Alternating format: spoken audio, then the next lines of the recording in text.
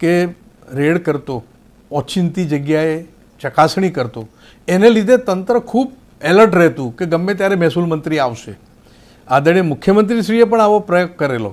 એને ખરેખર જે નિર્ણયો લેવાય છે ને એ કેટલાક નિર્ણયો વિવાદાસ્પદ જ્યારે હોય ત્યારે એની એસીએસ કક્ષાથી, સેક્રેટરી કક્ષાથી એની ચકાસણી થવી જોઈએ. અને એ ચકાસણીમાં ખબર પડે કે આ જાણી બૂજીને ખોટો હુકમ કરવામાં આવેલો છે, જે મારા વખતમાં અમે કરતા. આવું પણ થવું જોઈએ, જેથી કરીને કલેક્ટરશ્રી અને એમની હાથ નીચેના મહેસૂલી કર્મચારીઓ, અધિકારીઓ તમામ સારી રીતે કામ કરી શકે. જે કેસો આપણે વાત કરીને, રોનકભાઈ આપે જે વાત કરી, અમુક કેસો કીધા, આ ભ્રષ્ટાચારમાં આ લોકો પકડાયા, આ અધિકારી પકડાયા, આટલાની લાંચ લીધી. છેલ્લો તાજો કિસ્સો એ કીધો, લાંચ નાની હોય કે મોટી, એ લાંચ જ છે.